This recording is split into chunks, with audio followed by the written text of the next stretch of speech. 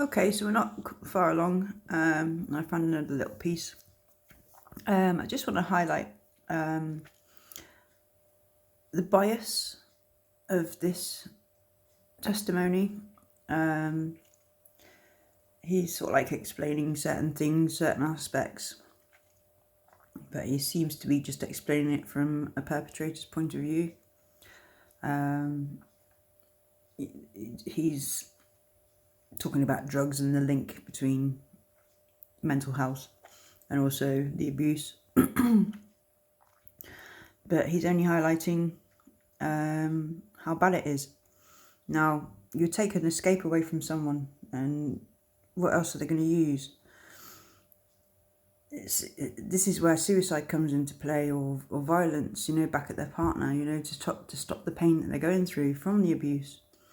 It's just the progression of things to go, But then there's the good side of things where, for me, taking certain drugs helped me along. The amphetamines, it gave me concentration. And I do believe that a lot of my research online has been beneficial for me, from me taking a stimulant that kept me awake and kept me concentrated on certain aspects, certain things, learning, searching God knows how many web pages, so many, over the last 11 years, learning constantly, where otherwise if I was just on normal medication, I wouldn't do anything. I'd just be in bed sleeping my life away, not having a life at all. But certain stimulants have helped me along the way. But yeah, I admit that there was certain stimulants that didn't help me. That did actually, alcohol was a big one, a big trigger, a bad one. I went from a happy drunk to a depressed drunk to a violent drunk, and I'm not a violent person.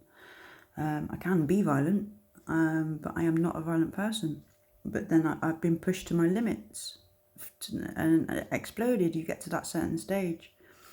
But I'll just play this now. Does this include both legal and illegal drugs?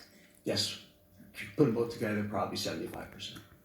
And how frequently do you treat patients who have suffered from someone in their lives who abuses alcohol and drugs? On a regular basis, like I said, on a daily basis. This is part of what psychiatry is.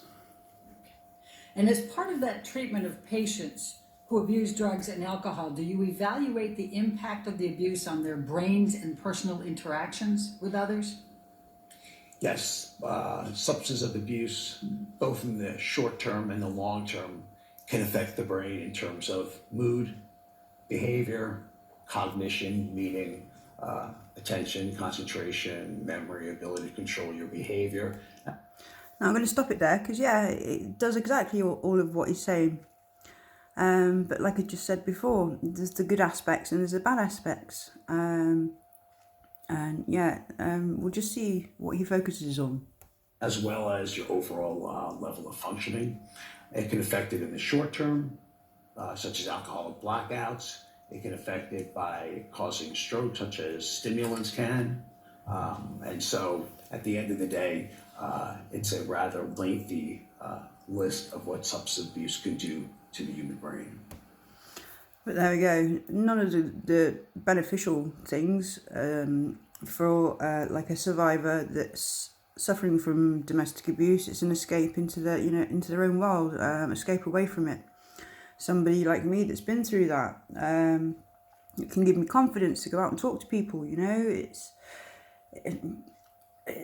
There's so much that I've benefited from taking drugs. To the bad aspects, there's certain drugs, like I said, have been benefits and others that haven't, and I've the ones that don't do any good for me, they've gone, they're out of my life, I don't do that anymore. But I still incorporate the ones, well, I used to, like amphetamines, I don't take that anymore. I don't feel the need that I need to. But cannabis, yeah, it chills me out enough to be, it's the same as what antidepressants are supposed to do, basically. It chills me out so I can talk about things like this. But where antidepressants, they numb you. you're not happy, you're not sad, you don't feel emotion, and that's not me. I didn't want to feel like that. Some antidepressants may be worse, you know, and these are legal tablets that you get from the doctor, you know, and I've tried to commit suicide because of it. I've been trapped in a cycle of sleeping and not looking after myself because of the tablets, you know. And it's it's good and bad on both sides. I was taking so many tablets for this, that, and the other, for my anxiety, for my depression, for my emotional personality disorder, for the post-traumatic stress disorder, for the OCD. I was taking all sorts, and I was having bad side effects. Obviously, massive weight gain. And there was a stage where I was having uncontrollable wetting myself. I had no bladder control at all, and it wasn't just like a little dribble, it was a full bladder empty all at once, you know, there was no stopping it. But I was given another tablet for that. But even going through all that, it never helped with my mental illness at all. So I stopped it all in the end, and just used what I knew would get me going, knew what I could deal with, which was the amphetamines and the marijuana.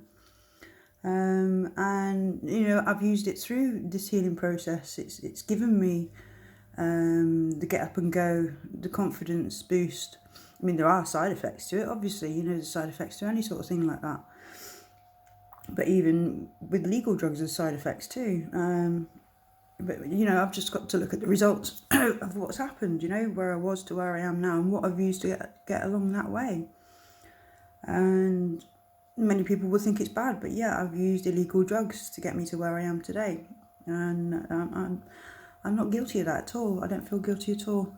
But I just wanted to highlight how only part of a story is being told again, you know, when there's a whole lot more to go into.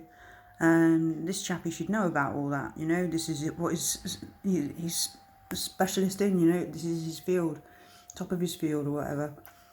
But yeah, I just wanted to share that.